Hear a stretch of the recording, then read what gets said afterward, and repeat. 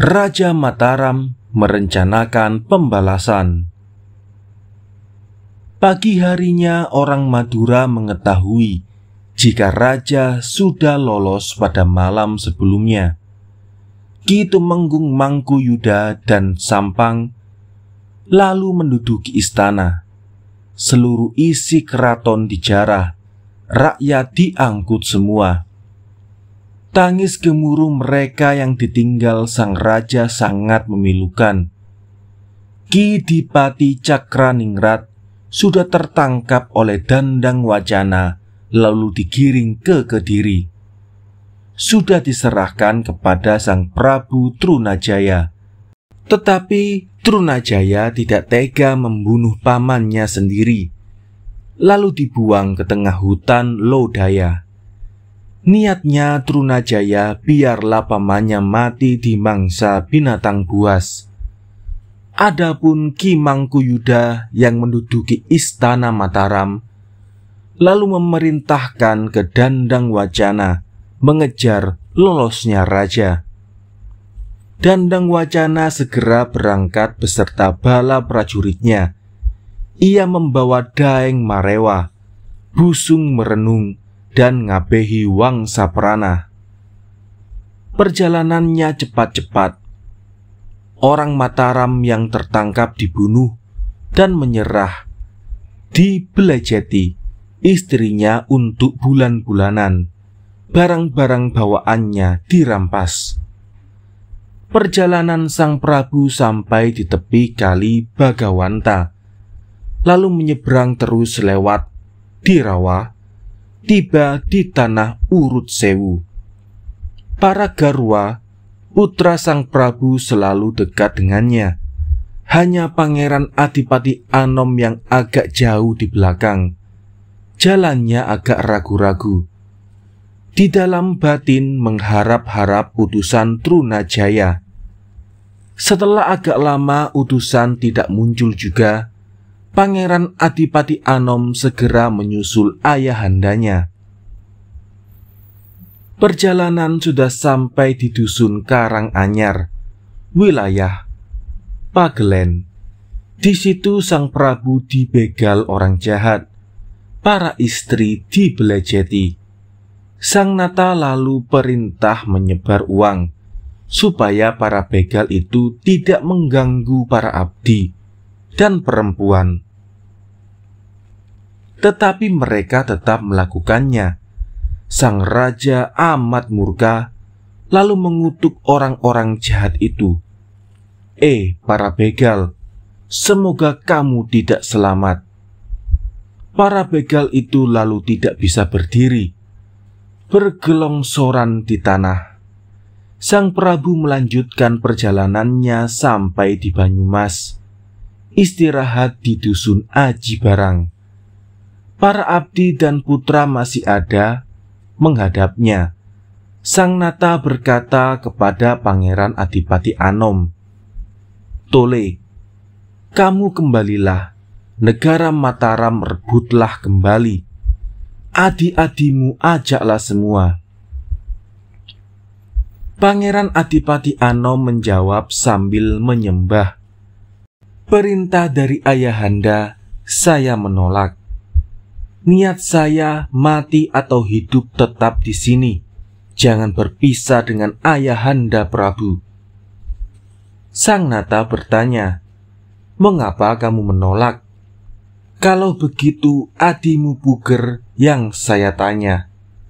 "Tole Puger, kembalilah, rebutlah negaramu Mataram. Kakakmu yang sebenarnya yang punya kewajiban tetapi tidak mau. Tentang diriku janganlah kau pikirkan lagi, sebab saya sudah tidak dikabulkan lagi oleh Allah untuk menjadi raja lagi. Saya juga sudah tua.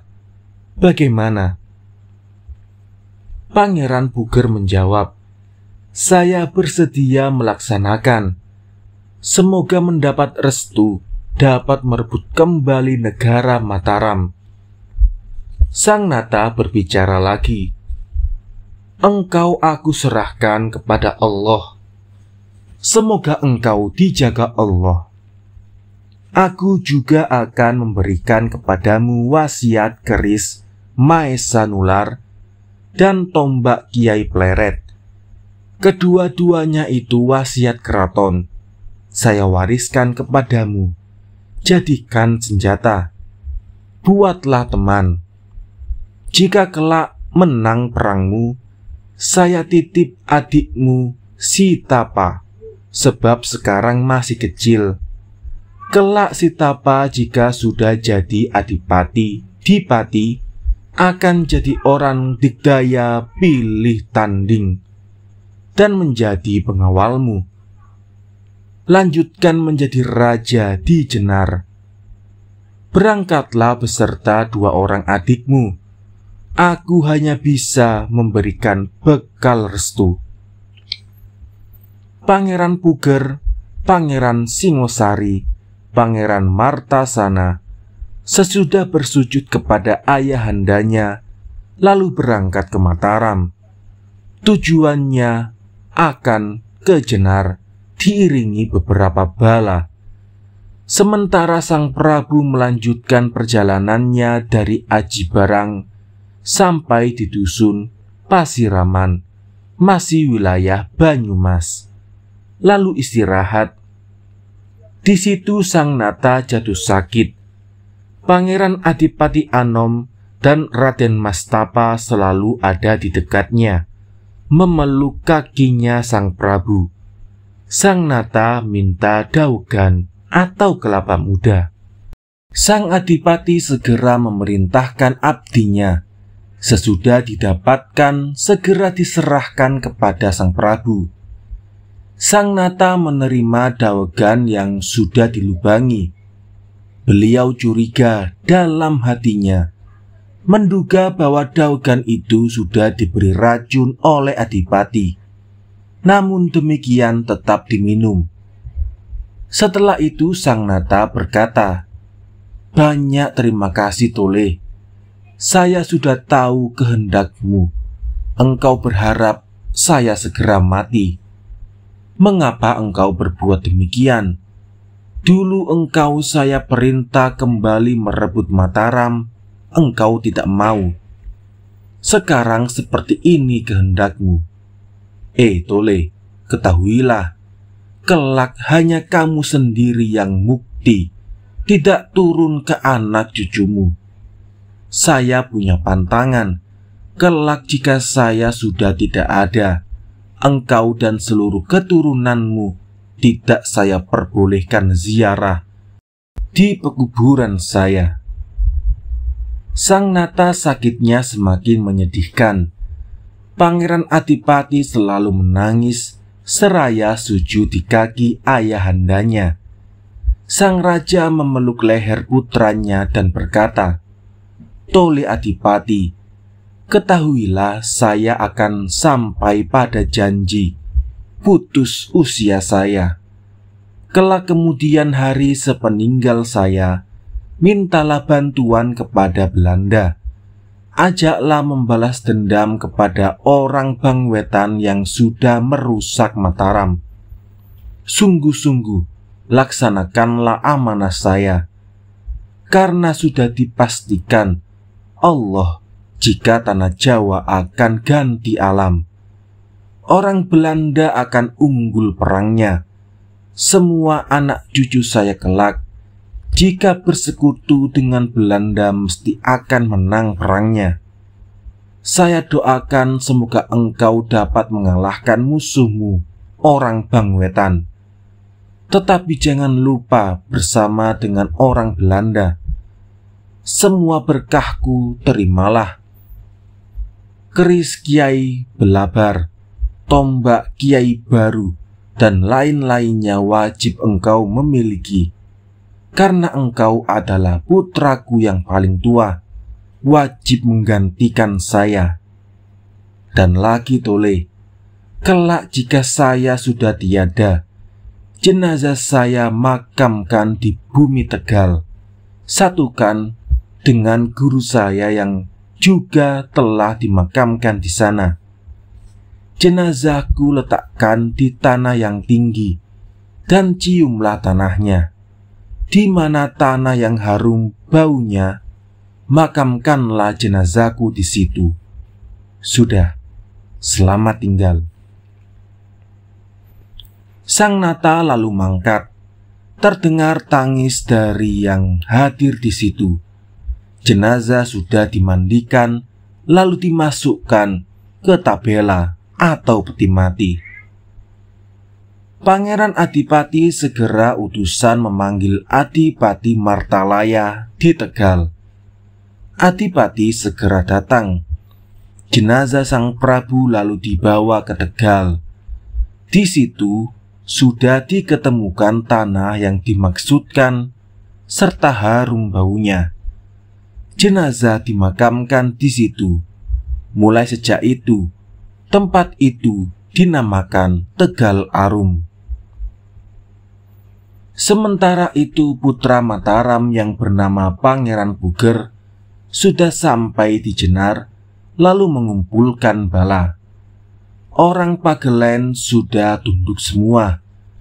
Ada seorang menteri ayahandanya dulu, sekarang mengabdi kepada Pangeran Puger, menjadi tumenggung bernama Tumenggung Gajah Pramoda. Ia menguasai seluruh tanah Pagelen. Para sentana banyak juga yang ikut sang Raja Putra.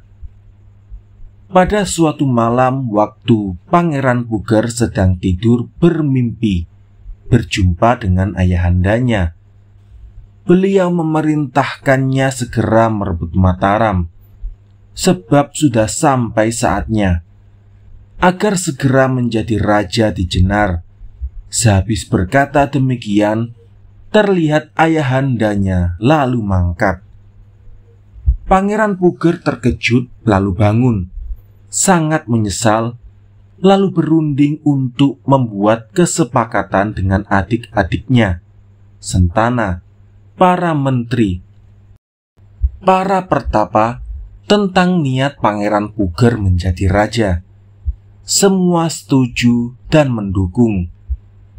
Pangeran Puger lalu menjadi raja dengan gelar Kanjeng Susuhan ing Alaga Ngabdurrahman Sayyidin Panatagama, dengan beribu kota di Jenar.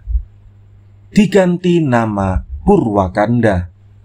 Sang raja sudah terkenal di daerah Kedu. Pagelen sudah takluk semua. Orang-orang sudah berkumpul di sana beserta balanya. Sinuhun lalu utusan mengambil gajah milik ayahandanya dulu yang ditinggal di jalan. Sekarang sudah diambil dan menjadi tunggangan sang Susuhang ing Alaga. Sang Prabu ing Alaga mengundang bala untuk menyerang orang Madura yang ada di dusun Jagabaya. Setelah siap, berangkatlah. Setibanya di sana terjadilah perang ramai. Banyak prajurit Madura yang tewas. Ki Dandang Wacana beserta balanya lari mengungsi ke Pleret. Mereka dikejar orang-orang Mataram. Dalam perjalanan, banyak orang Mataram yang tunduk kepada orang Madura. Sekarang balik ikut Gusti yang baru, Susuhunan ing Alaga. Jadi balanya semakin banyak. Ki Tumenggung Mangkuyuda dari Sampang sudah mendengar jika orang Mataram berbalik. Giris hatinya ditambah kedatangan Dandang Wacana membawa kabar kerusakan. Balanya banyak yang mati waktu melawan Susuhunan. Ki Dandang Wacana beserta Mangkuyuda lalu menarik mundur balanya untuk kembali berkumpul ke Kediri. Sang Prabu ing Alaga setelah diberitahu jika bala Madura yang ada di Pleret sudah lari ke Kediri, Sang Prabu pun masuk ke Pleret. Kala itu Sang Prabu sudah tetap sebagai raja berkuasa di Mataram. Balanya semua sangat segan pada sang raja, karena pemerintahannya sangat ambek adil paramarta, tegas dan bijaksana, pengampun segala dosa. Para sentana dan abdi yang lari mengungsi sudah banyak yang kembali datang. Mereka diangkat menduduki jabatan tertentu. Salah seorang adiknya yang diangkat kedudukannya dengan gelar Pangeran Arya Panular. Sentana Raden Anggayuda diangkat dengan gelar Pangeran Natakusuma. Raden Wirataruna menjadi Adipati Mangkubumi. Raden Rangga bergelar Adipati Martasana. Kiai Kamal diangkat jadi Pengulu. Sedang yang menjadi patih Raden Arya Mandalika. Orang-orang di Pajang, Mataram, Kedu, Pagelen yang sudah bersujud banyak pula yang diberi kedudukan tertentu. Tetapi waktu itu Mataram baru saja tertimpa musibah. Banyak orang sakit sehingga negara jadi rusak. Udara tidak baik, bahkan makanan mahal, sulit hujan, udara panas yang berlebihan. Negara Mataram seperti terbakar, banyak orang meninggal. Pengemis tersebar di sepanjang jalan atau sepanjang tepi sungai. Banyak penderita sakit borok atau sakit rumahan, kudis, patek, bubul, dan sejenisnya. Orang sakit di waktu pagi, sorenya meninggal. Sang Prabu ing Alaga sangat prihatin. Tidak nyaman makan, tidak nyenyak tidur. Beliau selalu memohon kepada Allah agar segera bebas dari segala bencana tersebut, kembali sejahtera negaranya.